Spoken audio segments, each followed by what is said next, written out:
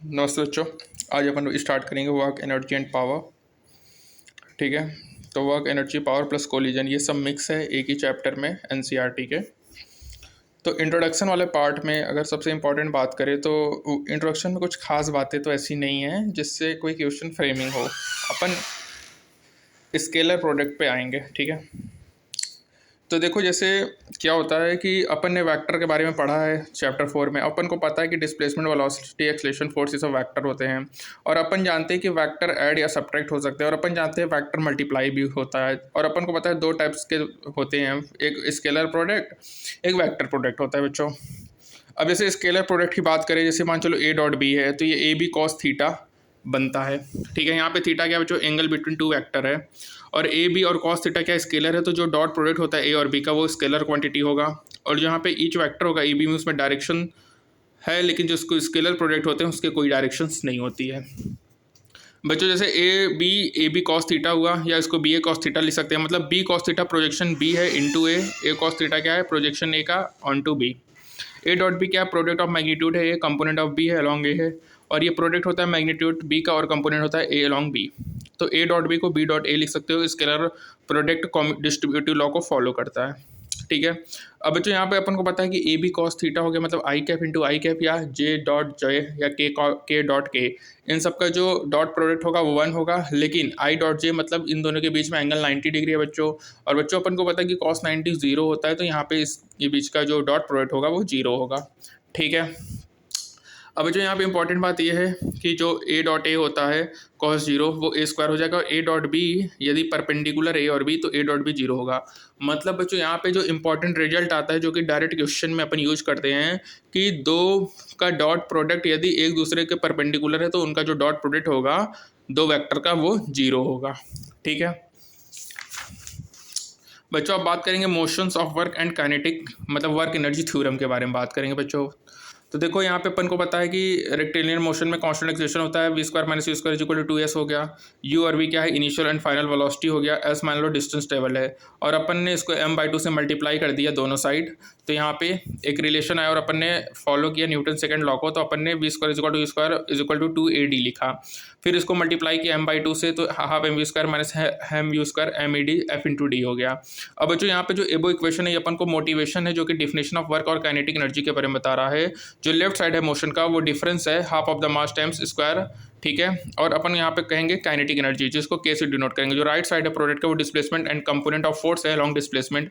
और इस क्वांटिटी को अपन वर्क कहते हैं, जिसको अपन डब्ल्यू से डिनोट करते हैं। तो के फाइनल माइनस के इनिशियल इक्वल टू डब्ल्यू होगा।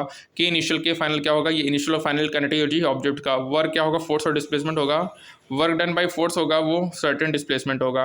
बच्चों इक्वेशन 6.2 क्या है, स्पेशल केस होता है वर्क एनर्जी थ्योरम का, कि जो चेंज इन काइनेटिक एनर्जी होता है बच्चों, वो टोटल वर्क डन के बराबर होगा। तो बच्चों यहाँ पे बहुत इंपॉर्टेंट बात आपको मैं बताता हूँ कि वर्क एनर्जी थ्योरम कहता है भैया, change in kinetic energy is equal to work done by all forces.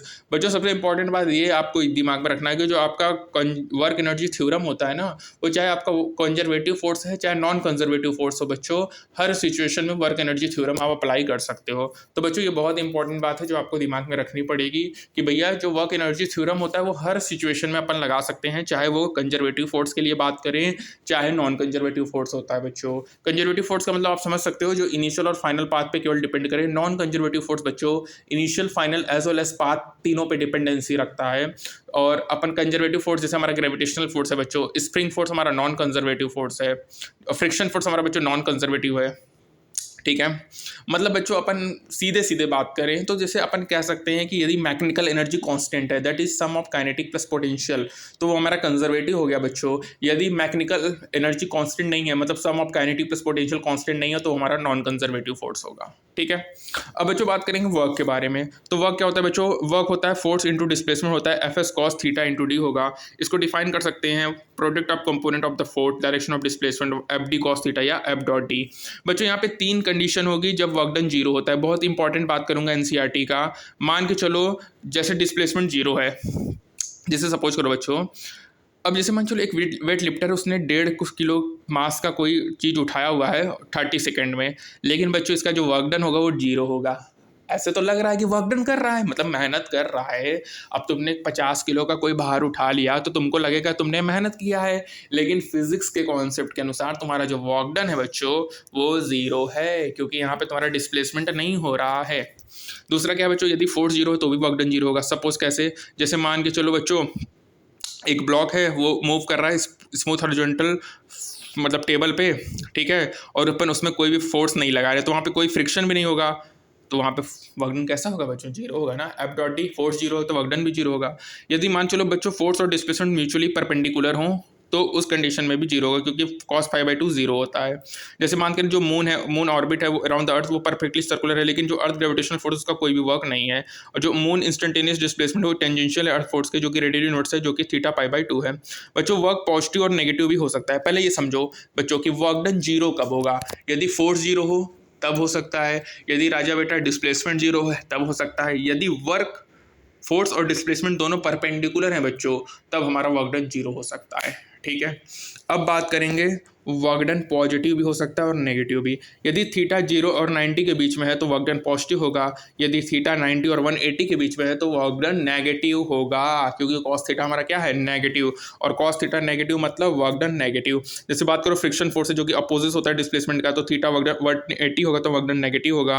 Work और एनर्जी का सेम डायमेंशन होता है बच्चों, ये इंपॉर्टेंट बात याद रखना, ML2T-2 ML2T-2 चाहे एनर्जी हो चाहे वर्क दोनों का सेम डायमेंशन है, ML2T-2 होगा, ऐसा यूनिट जूल होगा बच्चों। ठीक है, अब बात करेंगे बच्चों काइनेटिक एनर्जी के बारे में। तो काइनेटिक एनर्जी हाफ mv² होता है, ये स्केलर क्वांटिटी होता है। ठीक है, जो काइनेटिक एनर्जी होता है वो मेजर करता है वर्क को, ठीक है, जो कि वर्च्यू होता है बाय इट्स मोशन, और ये जो नोटेशन होता है ये लॉन्ग टाइम के लिए होता है। जो kinetic energy fast flowing stream होता है उसको भी यूज करते हैं कॉर्न को ग्रिंड करने के लिए। ठीक है, और sailing ships employ kinetic energy of the wind है, ठीक है, वेरिस्ट ऑब्जेक्ट्स का दिया हुआ है। तो बच्चों ये हमारा पहला पार्ट था। पहला पार्ट में काइनेटिक एनर्जी हाफ mv² होता है, वर्क डन जीरो कब होगा, या तो फोर्स जीरो हो या डिस्प्लेसमेंट जीरो, या वर्क डन और डिस्प्लेसमेंट परपेंडिकुलर हो बच्चों। वर्क डन पॉजिटिव हो सकता है और नेगेटिव भी हो सकता है। यदि थीटा 0 और 90 के बीच में तो वर्क डन पॉजिटिव होगा, थीटा 90 और 180 के बीच में है तो वर्क डन नेगेटिव होगा। वर्क डन क्या होता है, f cos थीटा d या f into d होगा बच्चों। ठीक है, वर्क एनर्जी थ्योरम क्या होता है बच्चों, change in work done by all forces is equal to change in kinetic energy. बच्चों याद रखना वर्क एनर्जी थ्योरम चाहे कंजर्वेटिव फोर्स हो चाहे नॉन कंजर्वेटिव फोर्स है, हर सिचुएशन में तुम लगा सकते हो। क्लियर है राजा, ठीक है। उसके बाद बच्चों अपन ने पढ़ा कुछ इंट्रोडक्शन पोर्टन में स्कॉलर पढ़े A dot B A B cos theta, मतलब ये डिस्ट्रीब्यूटिव लॉ को फॉलो करता है बच्चों। A B cos theta B A cos theta लिख सकते हैं, और I dot I J dot Z K dot K 1 होगा, और इन दोनों का परपेंडिकुलर होगा तो 0 होगा, क्योंकि कॉस 90 0 होता है। यदि दो वेक्टर परपेंडिकुलर है तो उनका डॉट प्रोडक्ट 0 होगा बच्चों। तो यहाँ पे अपन ने ओवरव्यू कर भी दिया और आपका पहला पार्ट कंप्लीट हो गया। थैंक यू बच्चों।